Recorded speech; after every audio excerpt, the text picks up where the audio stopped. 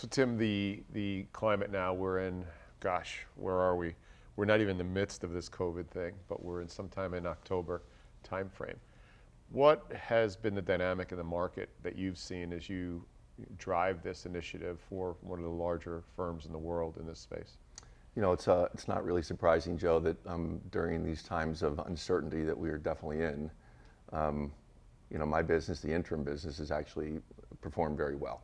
And I've seen that happen over and over again with other big disruptors that we've seen in the past, the housing meltdown, even going back to Y2K.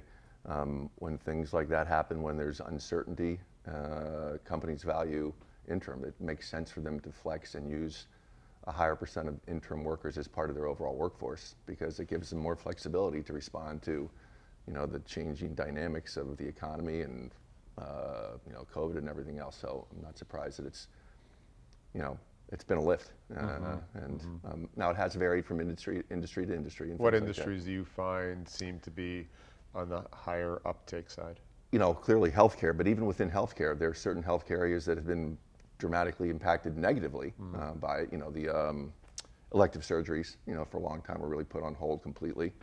But for, you know, positions like contact tracers or epidemiologists or telenurses, teledoc, that's all exploding right now.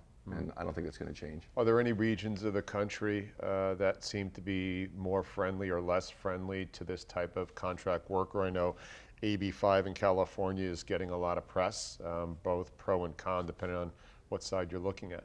Yeah, it's funny you mentioned California. They've got kind of a love-hate relationship with the interim workforce there. I worked in the Bay Area for a long time, and they were very strict about, for example, tenure limits on W-2 temporary employees for co-employment purposes.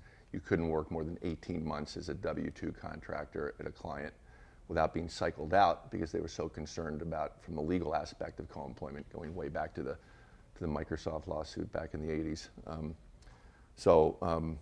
But on the other hand, California, you know, as you mentioned, AB5, you know, there's kind of this push and pull between independent contractors and W-2 contractors.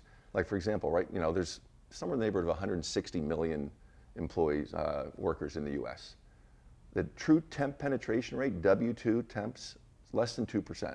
And that's been holding pretty steadily. Now, but if you look at the gig economy overall, kind of the true contingent workforce, about 25% of all those employees have done some sort of gig economy job in the past 3 months. Only about 10% of them are full-time gig employees or gig workers, but you know, that percent of the workforce that is what I call free agent, I mean, that's getting bigger and bigger. That's not going to change. It's being driven by demographics. It's being driven by socioeconomic reasons. So I don't, you know, the W-2 temp penetration might not be changing that much, but the percent of independent contractors and gig economy workers is growing by leaps and bounds.